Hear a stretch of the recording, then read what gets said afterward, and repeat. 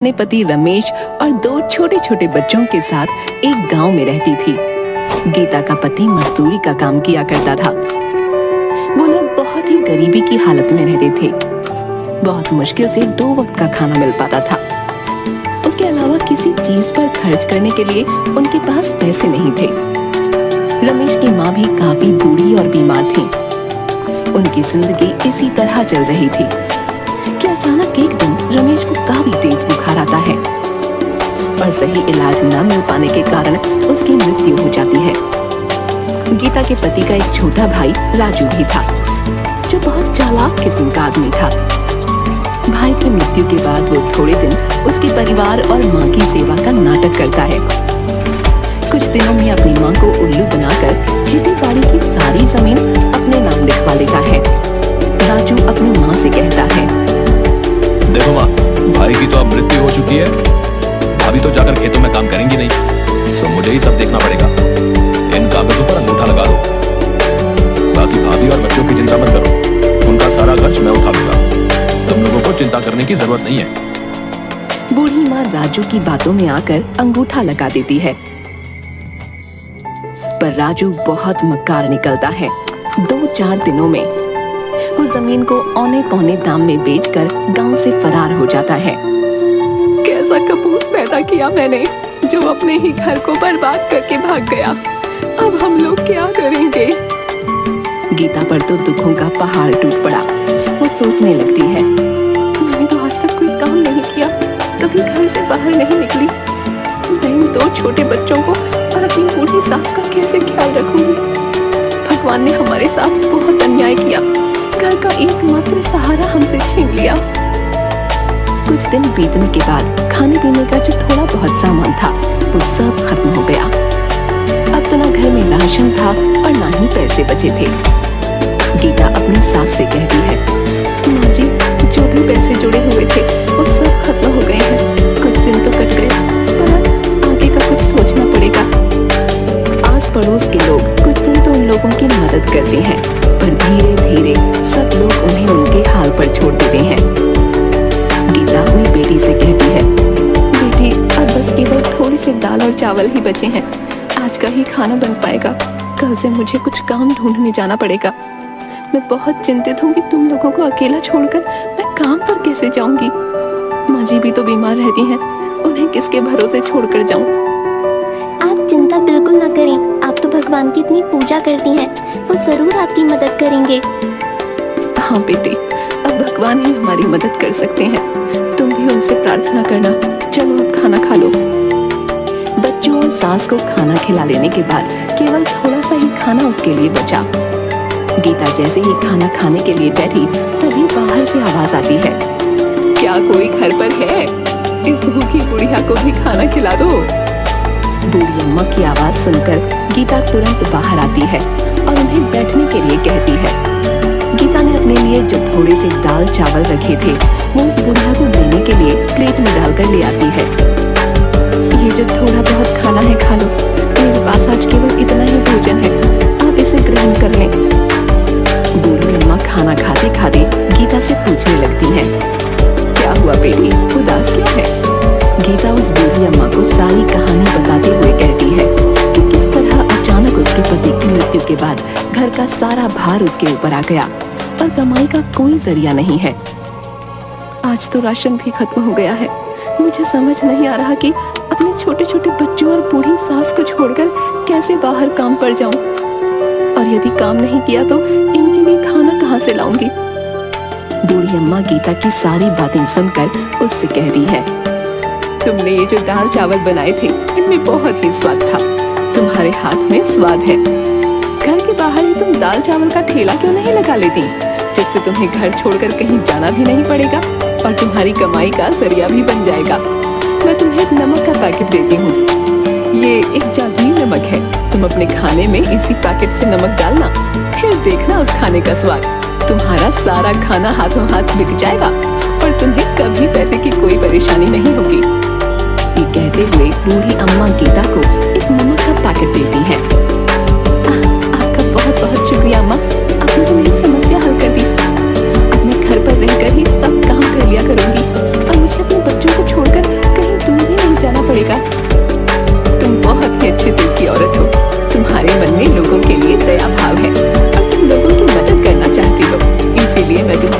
जादुई नमक दे रही हूँ, ये तुम्हारी बहुत मदद करेगा। हाँ, ये याद रखना, ये पैकेट कभी भी खाली नहीं होगा। बस तुम इसे एक जगह संभाल कर रख देना और हमेशा खाने में नमक इसी में से डालना। भगवान तुम्हारा भला करेंगे। ये कहते हुए वो बूढ़ी अम्मा वहाँ से चली जाती हैं। गीता अगले ही दिन भगवान का नाम लेकर खाना बनाने का काम शुरू करती है। पहले दिन वो दाल चावल ही बनाती है और उसमें वही जादुई नमक डालती है।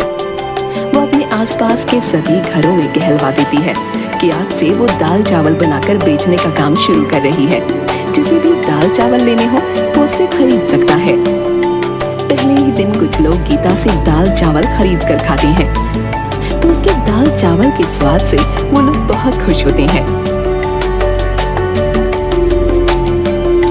गीता बहन, वाह क्या बात है, ये दाल चावल तो बहुत ही स्वादिष्ट है? हम भी रोज घर में दाल चावल बनाते हैं, परंतु ऐसा स्वाद तो कभी भी नहीं आया भाई। ऐसे दाल चावल ना गुड्डू की माँ जो है 100 साल लगा कर भी नहीं बना पाएगी, बता रहा हूँ। स्वाद आ गया भाई सच में। गीता के बनाए दाल चावल धीरे धीरे पूरे गांव में मशहूर हो जाते हैं। पूरे गांव भर में उसके दाल चावल की तारीफ होने लगती है। उस जादुई नमक के स्वाद ने अपना जादू चला दिया और गीता के बनाए दाल चावल गांव भर में मशहूर हो गए। अब गीता जितना भी खाना बनाती वो हाथों हाथ बिक जाता। गीता की अच्छी खासी कमाई होने लगी और उसके पास पैसे भी जुड़ने लगे। गीता अपनी सास से कहती है, माँ जी, हमारे बनाए दाल चावल पूरे गांव भर में सबको पसंद आ रहे हैं और रोजाना ग्राहक बढ़ते ही जा रहे हैं। अब हमारे घर में पैसे की कोई कमी नहीं है। मैं सोच रही हूँ क्यों ना मैं अपने साथ काम करने के लिए एक नौकर को रख लूं और हम दाल चावल के साथ साथ सब्जी और रोटी भी बनाकर बेचेंगे, जिससे कि हमारी कमाई और बढ़ेगी। हाँ हाँ, क्यों नहीं बेटी, तुम इतने मन से और साफ सफाई से खाना बनाती हो तो खाने में तो स्वाद आएगा ही। तुम इसी तरह मेहनत करती रहो, भगवान तुम्हें सफलता देंगे। बस फिर क्या था, गीता अगले ही दिन से मुन्ना नाम के एक लड़के को अपने साथ काम करने के लिए रख लेती है। खाना तो गीता ही बनाती थी, जिसमें वो जादुई नमक डालती, परंतु खाना परोसना, ग्राहकों से पैसे लेना और उन्हें खाना दान कर देना, ये सब काम के लिए उसने मुन्ना को रख लिया। मुन्ना काफी गरीब था और चालाक भी। जब उसने देखा कि गीता का बनाया हुआ खाना इतना बिकता है तो वो सोचने लगा, क्यों ना मैं भी किसी तरह खाना बनाकर अपना अलग ठेला लगा लूं। यहाँ नौकरी करते तो मुझे 4 पैसे ही मिलने वाले हैं, परंतु अपने ठेले से मुझे अच्छी कमाई हो जाएगी। मुन्ना अपने दोस्त से कहता है, अरे यार, ये दिन भर की नौकरी करने के बाद मेरे हाथ में तो कुछ भी नहीं आता। इतनी कम तनख्वाह में भी भला गुजारा होता है क्या? है? मैं सोच रहा हूँ जब गीता औरत होकर इतना कमा सकती है तो मैं क्यों नहीं, मैं भी अलग ठेला लगा लूंगा। जब इस काम में इतनी कमाई है तो मैं अलग से ठेला लगाकर ज्यादा मुनाफा क्यों ना कमाऊं भाई? है? कब तक उस गीता का नौकर बना रहूंगा? तो भाई ठेला चलाने के लिए तुम्हें गीता जैसा स्वादिष्ट खाना भी तो बनाना होगा कि नहीं है? अभी तुम कुछ दिन उसे देख देख कर उसके जैसा खाना बनाना सीख लो, तभी नौकरी छोड़ना। हाँ, ये तो तू बिल्कुल ठीक कह रहा है। उसके जैसा स्वादिष्ट खाना बनाऊंगा तभी तो मुनाफा होगा। मुन्ना सोचने लगता है, गीता खाने में ऐसा क्या डालती है जिससे उसके खाने का स्वाद इतना बढ़ जाता है? ये बात पता करनी पड़ेगी। यदि मेरा खाना गीता के खाने की तरह स्वाद बनेगा तभी तो बिकेगा। एक दिन छुपकर मुन्ना गीता को खाना बनाते हुए देखता है। वो बहुत ध्यान से देख रहा था कि गीता ने कोई खास मसाले नहीं डाले, बस एक डिब्बे में से नमक निकाल कर खाने में डाला। मुन्ना सोच में पड़ जाता है, बस केवल नमक मिलाने से खाने में इतना अनोखा स्वाद कैसे आ जाता है? हो ना हो इसी नमक में कोई खास बात है। यदि मैं इसका नमक का पैकेट चुरा लूं तो मैं भी इससे जो खाना बनाऊंगा उसमें वैसा ही स्वाद आएगा जैसा कि गीता के खाने में आता है। बस फिर क्या था, मुन्ना लालच में आकर गीता का नमक चुरा लेता है और चुपचाप उसे अपने घर ले जाता है। गीता की बेटी ने मुन्ना को नमक चुराते हुए देख लिया था। वो सारी बात अपनी माँ को बता देती है। गीता ये सुनकर बहुत परेशान हो जाती है कि उसका नमक चोरी हो गया। अब उस जादुई नमक के बिना वो खाना कैसे बनाएगी?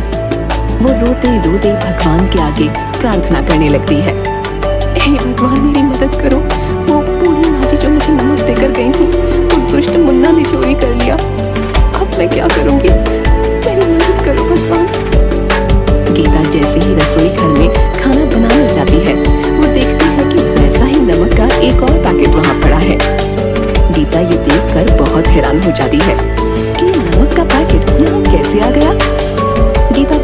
का शुक्रिया अदा करती है कि उन्होंने उसकी मदद की। वो तुरंत जादुई नमक से खाना बनाने लग जाती है।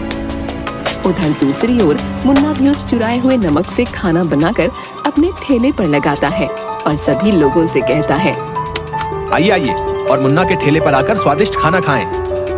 लोग मुन्ना के ठेले पर खाना खाने आते भी हैं, पर जैसे ही वो लोग खाना मुंह में डालते हैं उसे थूकने लगते हैं। अरे थू थू थू थू थू थू, हैं? इतना बेस्वाद और गंदा खाना है, इसमें तुमने नमक मसाले डाले हैं या जहर डाला भाई? हैं? थू थू थू थू थू थू। हमारे सारे पैसे बर्बाद कर दिए हैं। ये खाना तो कोई जानवर भी नहीं खाएगा। लाओ हमारे पैसे वापस करो। सभी लोग मुन्ना को भला बुरा कहने लगते हैं और अपने पैसे वापस लेकर वहाँ से चले जाते हैं। वो बहुत दुखी होता है कि उसने तो पैसे उधार लेकर बहुत सारा खाना बना लिया था, परंतु सारा खाना बर्बाद हो गया, जिससे उसका बहुत नुकसान हुआ।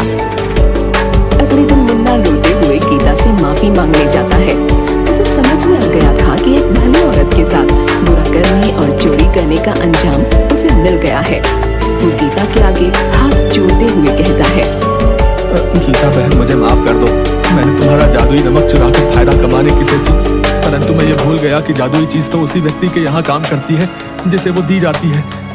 मैंने लालच में अंधे होकर तुम्हारा जादुई नमक चुरा लिया। मुझे माफ कर दो और मुझे अपने पास दोबारा काम पर रख लो। मैंने तुम्हारे यहाँ नौकरी छोड़कर बहुत बुरा किया। मेरे छोटे छोटे बच्चे भूखे मर जाएंगे। मुझ पर दया करो। मैं आइंदा कभी भी तुम्हें शिकायत का मौका नहीं दूंगा। मुन्ना को इस तरह से रोते देख गीता का मन पसीज जाता है। गीता मुन्ना से कहती है, अरे अब तुम रोना बंद करो। मैं इतनी कठोर नहीं हूँ कि तुम्हें दोबारा काम पर ना रखूं और तुम्हारे बच्चों को भूखा मरने के लिए छोड़ दूं। तुम्हें अपनी गलती का एहसास हो गया, बस इतना ही काफी है। पर आगे से हमेशा ये बात याद रखना कि किसी दूसरे की चीज पर अपनी नीयत खराब मत करना, क्योंकि चोरी की चीज कभी तुम्हें अच्छा फल नहीं देगी, बल्कि उसके दुष्परिणाम ही तुम्हें भुगतने पड़ेंगे। मुन्ना को अपनी गलती समझ आ जाती है और उसके बाद से वो पूरी ईमानदारी के साथ गीता के यहाँ काम करने लगता है।